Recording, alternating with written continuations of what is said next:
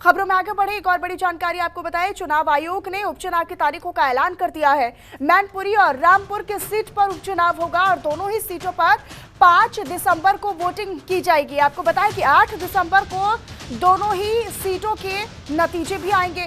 मुलायम सिंह यादव के निधन के बाद से मैनपुरी सीट खाली है, लेकिन अब इस पर उपचुनाव होगा।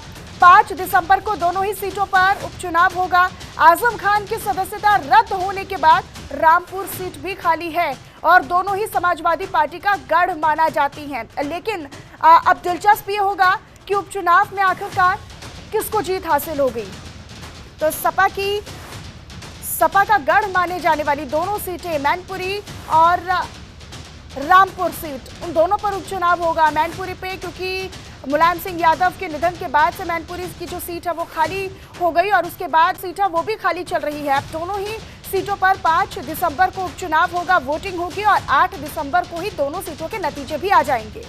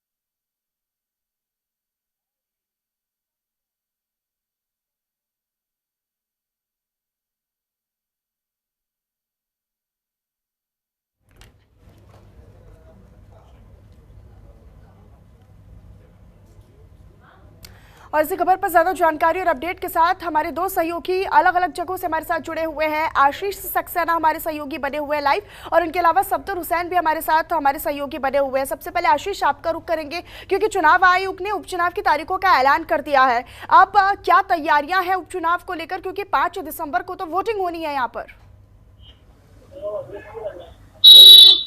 जी बिल्कुल मनीषा, मैं बता दूं कि जिस तरीके से मुलायम सिंह यादव के निधन के बाद यहाँ की जो सीट रिक्त हो गई है, उस पर चुनाव के लिए जो तारीख है वो तय कर दी गई है। 5 दिसंबर को जो यहाँ पर वोटिंग होनी है और 8 दिसंबर को यहाँ पर मतगणना होनी है। उसको लेकर यहाँ पर लगातार कयास लगाए जा रहे थे कि जो चुनाव जो था यहाँ पर किस तरीके से जो है, जो समाजवादी पार्टी का गढ़ कहा जाता है मैनपुरी को, तो वहाँ पर जो है तैयारियां जो थी उन लोगों में ये देखने को मिल रहा था कि यहाँ से सैफई परिवार का जो है कौन चुनाव लड़ेगा। इसको लेकर लगातार जो जनता थी वो कयास लगा रही थी, या तो सैफई परिवार जिस तरीके से डिम्पल यादव को चुनाव लड़ाता है, या फिर यहाँ तेज प्रताप यादव चुनाव लड़ते हैं, या फिर धर्मेंद्र यादव चुनाव लड़ते हैं। लगातार ही तीनों चेहरों पर यहाँ पर लोग जनता जो है उनकी मांग कर रही थी। उसको लेकर यहाँ पर लगातार जिस तरीके से सुर्खियों में आया था, उस तरीके से लग रहा था कि तेज प्रताप यादव जो है वो मुलायम सिंह यादव की सीट संभाल सकते हैं। लेकिन यहाँ पर समीकरण जो है वो शिवपाल यादव भी तय कर सकते हैं कि शिवपाल यादव की रजामंदी भी बहुत जरूरी है। अगर शिवपाल यादव यहाँ पर इस सीट पर अगर रजामंदी अपनी देते हैं, सहयोग करते हैं, तो यहाँ पर जो है समाजवादी पार्टी का जो गढ़ है वो यहाँ पर बच पाएगा।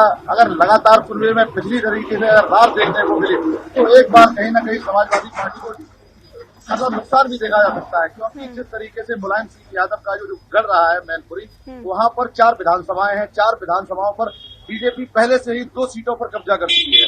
अब चूंकि 2 सीटें किसी सुरक्षित और जो सदर सीट है इस पर मुलायम सिंह यादव का मैनपुरी से कब्जा रहा है, वहाँ पर जिस तरीके से 2 सीटें हैं, 2 विधानसभा सीटें हैं, वो दोनों बढ़ चुकी हैं। जिस तरीके से लोकसभा सीट है उस पर भी जो बीजेपी है वो कहीं ना कहीं अपना जो चुनाव है वो नजर जमाए हुए है। किसी तरीके से समाजवादी पार्टी से बीजेपी जो है अपनी ताकत झोंक कर ये सीट लेना चाहती है। ठीक है आशीष, मैं एक बार फिर से आपका रुख करूंगी। सफदर हुसैन लगातार हमारे साथ बने हुए हैं रामपुर से। सफदर, क्योंकि रामपुर सीट जब से खाली है, जब से आजम खान की सदस्यता रद्द हुई है सीट पर, लेकिन अब ऐसे में साख का सवाल भी है, क्योंकि समाजवादी पार्टी का गढ़ ही रामपुर और जो मैनपुरी सीट है वो दोनों मानी जाती है। अब ऐसे में टक्कर भी है, लेकिन कहीं ना कहीं साख बचाने का सवाल भी अब सामने खड़ा है। जी बिल्कुल, देखिए मनीषा, रामपुर जो है ये काफी प्रतिष्ठा का जो जनपद रहा है, क्योंकि यहाँ से आजम खान लगातार पिछले 9 बार विधायक रहे हैं। लगातार 9 बार यहाँ से रामपुर सदर से आजम खान जीते हैं। और अब जो आजम खान के सजा होने के बाद रामपुर की सदर सीट जो रिक्त हुई है, अब जो है देखने वाली बात होगी कि आजम खान अपनी प्रतिष्ठा बचा पाएंगे या फिर रामपुर सदर सीट पर कहीं ना कहीं कमल खिलता हुआ नजर आएगा। तो अब देखने वाली बात है आजम खान चुनाव में किसको उतारते हैं। कयास लगाए जा रहे हैं कि आजम खान अपनी बहू सिद्रा अदीब को भी चुनावी मैदान में उतार सकते हैं, क्योंकि रामपुर विधानसभा जो है सदर विधानसभा से सिद्रा को उतारने की तैयारी। उनके बेटे अब्दुल्ला आजम पर भी फर्जी पैन कार्ड मामले में जो है मुकदमा चल रहा है, तो जनता कयास लगा रही है कि हो सकता है कि वो सीट भी जल्दी ही रिक्त होगी। अब देखने वाली बात होगी कि कमल खिलेगा या आजम खान इस बार अपनी प्रतिष्ठा बचाने में कामयाब रहेंगे। लेकिन भाजपा की बढ़ती लोकप्रियता के चलते लगता नहीं है कि इस बार समाजवादी पार्टी जो है सदर सीट जीतने में कामयाब होगी। लगता है कि इस बार भी कहीं न कहीं योगी का कमल जरूर खिलेगा, क्योंकि पिछले उपचुनाव में भी लेकिन भाजपा ने जो रामपुर में जोरदार एक ही परिवार में जब दो गुट बट जाते हैं, अगर हम अखिलेश यादव की या फिर शिवपाल सिंह यादव की बात करें तो कहीं ना कहीं दोनों में तनातनी देखने को मिलती है, बनती हुई नजर नहीं आती है। दोनों के बीच में जो रिश्ते हैं वो कुछ खास नहीं है। लेकिन ऐसे में क्या जो गुटबाजी है खुद परिवार के अंदर, चाहे हम अखिलेश यादव की बात कर ले या फिर शिवपाल सिंह यादव की, तो क्या उन दोनों की गुटबाजी को लेकर या फिर जो तलखी दोनों में देखने को मिलती है, क्या उसका खामियाजा इन दोनों सीटों पर भी भुगतने को मिल सकता है समाजवादी पार्टी को? क्या उसका असर दिख सकता है? जी देखिए, बिल्कुल बिल्कुल जी बिल्कुल। देखिए, शिवपाल यादव जो लगातार अखिलेश से नाराज चलते हैं और हर मीटिंग में हर उससे जो नाराज भी रहते हैं, तो इसका भी कहीं ना कहीं समाजवादी पार्टी पर एक बड़ा असर देखने को मिलता, क्योंकि शिवपाल यादव के भी खासा उनका जो है अपना योगदान रहता है। समाजवादी पार्टी जो शिवपाल यादव के नाम से भी जानी जाती है। तो लेकिन पिछले चुनावों में भाजपा का प्रदर्शन इतना बड़ा है कि समाजवादी पार्टी जो है कि कहीं ना कहीं पिछड़ती हुई नजर आ रही है। इस बार भी देखना होगा कि भाजपा का कमल खिलेगा या साइकिल चलेगी।